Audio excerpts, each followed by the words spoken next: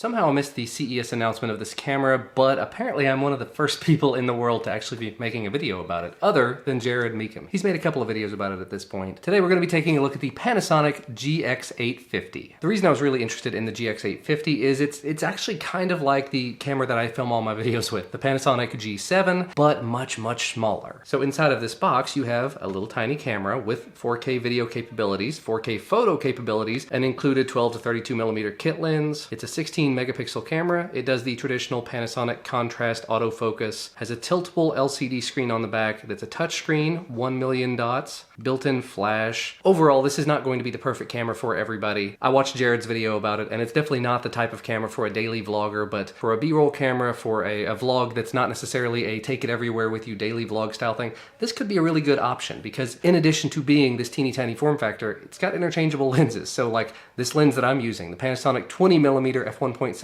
I could put onto this camera. We'll do some comparisons in a minute. But inside of the box, all kinds of the paperwork, lots and lots and lots of paperwork. A list of the box contents, optional accessories. This is the battery pack that you're gonna need. I think this is actually the exact same battery that I use for my LX10, so the fact that I have several of those, very, very nice. And I know what some of you guys are saying. Yes, I have a problem with cameras. I've come to terms with that. But otherwise in the box, Panasonic branded wall charger, USB charger, a strap, micro USB cable, the very important battery, specifically, like we said, the DMW BLH7PP 680 milliamp hour battery, and then finally the camera. And here's the GX850.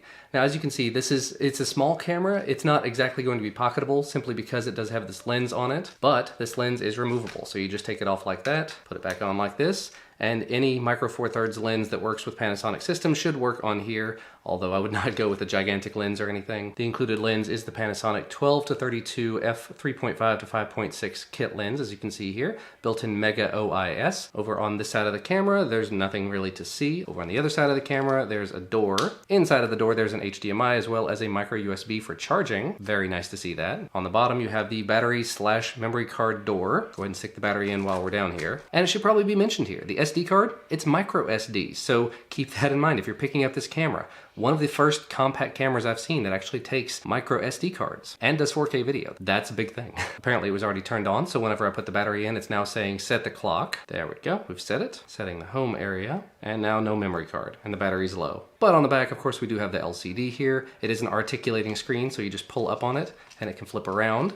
It can't do anything more than up and down. It can't twist at any angles. It doesn't go down. But for the type of YouTuber that I am, that's gonna be perfect because basically I can do this and hold it out in front of me. And you'll notice it is saying, please rotate the zoom ring to extend the lens. So in order to actually start using the camera, you do have to rotate it out like that and take the lens cap off. That's why I was saying earlier, this is not necessarily a daily vlogger's camera because having to take the extra time to rotate and extend that lens, as well as taking the cap off, that's gonna make you miss some moments. But now you can see the camera is running, it is seeing things in front of it. Otherwise on the back, you've got a pretty traditional suite of Panasonic controls. Record button, playback button, all the controls are on the dial here. The dial is actually a rotatable dial, so that's interesting. I think that's different from most of the cameras I've used. Trash button, display button. I always like to go into their display and enable this, so it has the horizon set. Looking in the menu, of course, there's going to be loads and loads of options in there. You can set your picture size down there if you don't want it any higher than that. You can do JPEG as well as RAW or both, and just all kinds of settings in there. One of the things I'm kind of curious about is the movie settings. So record format, you've got choices between AVC HD and MP4. Recording quality, you've got as low as 1280 by 720 30p, and just going up through them, 1080p 30, 1080p 60, 4K 24p, 4K 30. So it does 4K. That's a huge thing for a lot of people. Now, one of the things you may have noticed there, if you can hear that, these are gonna be an issue. If you're gonna be carrying the camera and you don't wanna use a strap, you may wanna figure out a way to take these off or tape them down or something. Down here, you can turn that continuous autofocus on or off. If you just wanna set it and forget it and not have to have it automatically going back and forth, you can turn that off. Stabilizer here, you can turn it on or off if you don't want to use it. You can tell it to show or not show the microphone level. Now there's not an external microphone jack as you may have established already, so you're just going to be seeing the internal microphone level, but you can also adjust the microphone level here. So right now you can see it's not spiking out or anything. We can turn it up a little bit or turn it all the way down. I'm going to leave it where it is for the moment. And you've got wind noise cancellation where it goes to standard or high. I'm going to leave that at standard for the moment as well. Other than that, for the most part, it looks pretty standard fare for Panasonic style interface. There's another button under here I was not familiar with, record setting reset. And when I hit that, it says reset drive mode and recording settings except for face recognition and profile setup. So that's a button you may not want to hit. Be on the lookout for that. And the last area to look at is the top of the camera. You see two more programmable buttons up here. They say function 1 and function 3, but by default, this is a 4K photo button, and this is the post focus button. So when I hit that, it says post focus. That's the you take a photo and then you can change the focus after the fact kind of thing. You've also got a little sort of a hidden button here that has a flash icon on it. You kind of move it that way, the flash will pop up, and you can just put it back when you're done, and a rotating dial over here to go between all the different modes. For the most part, like I said, I'm probably going to be using this for video, so still nice to have all of this as options. And I think at this point, it's time to do a quick video sample. I'm doing this video in 1080p 60, so I'll do the same on here. If you'd like to see a 4K sample, I may be able to arrange that as well. I've done some 4K with my LX10 recently, so having this to compare would be kind of nice. Alright, so now I'm recording video on the Panasonic GX850. So far, just initial looking at the video up there, it doesn't look bad at all. The colors look decent, look comparable to what I was using previously, as they probably should. The internal microphone level doesn't appear to be spiking out or anything, and it is counting appropriately. It says I've got just under 20 minutes remaining. I just started recording, so apparently there is a 20-minute limit on 1080p 60. From what I remember, there's actually a 5-minute limit on 4K, so I'll keep that in mind as well. And here's what the camera looks like using the Panasonic 20mm f1.7 lens. I will probably want to turn continuous autofocus off because there's going to be some refocusing noise that you're going to hear there. But just looking at it in the overhead, it looks pretty nice. Additionally, here's some outdoor footage with a very light amount of wind. I do have the wind cancellation turned off, but that just lets you know what it will look like, what it will sound like outdoors. Here's the wind cancellation set to high with actually a slightly more of a breeze coming through at the moment, so this should give you a bit of a sample as to what it will sound like. There's even more breeze coming through now. And we're actually back a couple of days later. I've done some sort of extensive back and forth testing with this camera with several different lenses. I actually have two of the 12 to 32 lenses at this point, as well as the 14 to 42 millimeter kit lens that came with my Panasonic G7, the 20 millimeter lens you probably saw some video from a second ago, and there's one thing that's constant amongst all of them. And we'll stop for a second so you can hear it.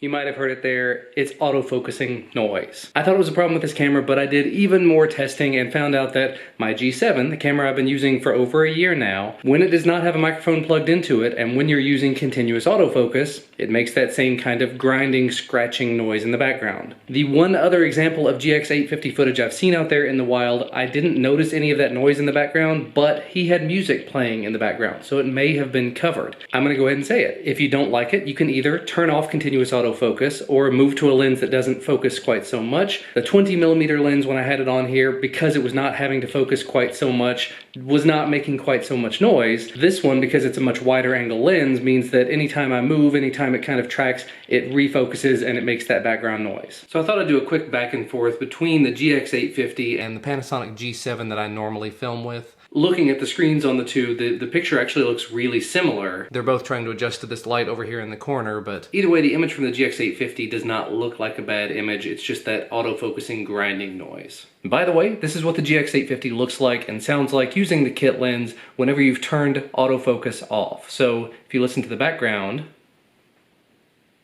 you shouldn't be hearing any of that grinding noise anymore. You might be hearing some rain outside, but it's not autofocusing at this point. If you want it to autofocus, you basically just have to move wherever you want to be and half press the shutter button, and it will refocus it from there for you, so you'll hear that noise while you're focusing, but then no more until you actually manually do it again. So that is one way to work around that noise. And that is, I think, where we're gonna wrap this video up for today. Just a few final thoughts about the camera. It's not perfect, and I'm just gonna go ahead and say that again, it's not perfect. I wouldn't even go so far as to say it's absolutely amazing. It's missing some features for me. I haven't tested this thoroughly as a photo camera, but primarily testing it as a video camera, it is missing some features. Obviously, first and foremost, it's missing a microphone jack, and the built-in microphone is just not terribly good whenever the autofocus is turned on. on. And for a camera of this size, you're gonna wanna have the autofocus turned on because you're gonna wanna take it with you wherever you go. So in my opinion, that was a bit of a miss. It just had a lot of excessive noise in terms of the audio. The other place where I think it falls down is actually in the manual video controls. So as you can see down here, I do have it set to f3.5 with a 125th of a second shutter speed. To actually go in and change the ISO to go along with that though, you have to go into the little Q menu by hitting the little trash can down here. And if I go into this list, I have the option to set it all the way up to 25,600, but even in manual mode, it does not allow you to do that. As an example, I've gone ahead and set it to 25,600. There's no dedicated movie mode, so it's trying to do that in photo mode. So if I take a photo right now,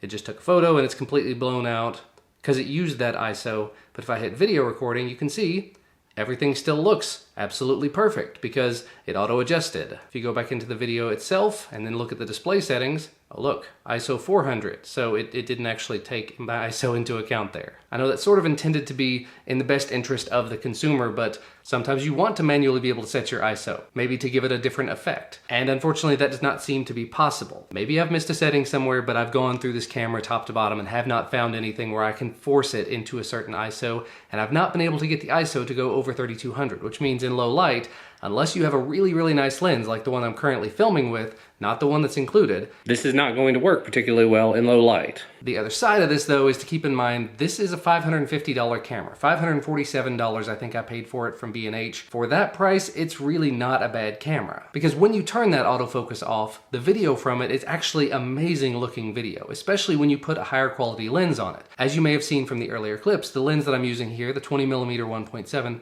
beautiful footage on this. But even with the included kit lens, the 12-32 lens, it's a super small lens for traveling, but it also is a very sharp, very nice looking lens for filming and for photos. So it's kind of a mixed bag. I'm still trying to decide what I want to do with this camera. I'm very tempted to replace my overhead camera with this one and maybe just put a nicer lens on it or a longer lens on it. But just keep in mind, the audio from it is not going to be amazing. It doesn't have an external microphone jack or a hot shoe or anything. Your video controls are going to be decently limited, but it does put out a very, very nice image. So I covered an awful lot of stuff there. I'll put links to where you can find this camera down in the description if you're interested. Teeny tiny with lots of lens options, but some limitations. That's where I'm going to go with this one. Thank you guys as always for watching. Make sure to hit the thumbs up if you liked it and subscribe to receive more videos when they become available. And I'll see you again next time.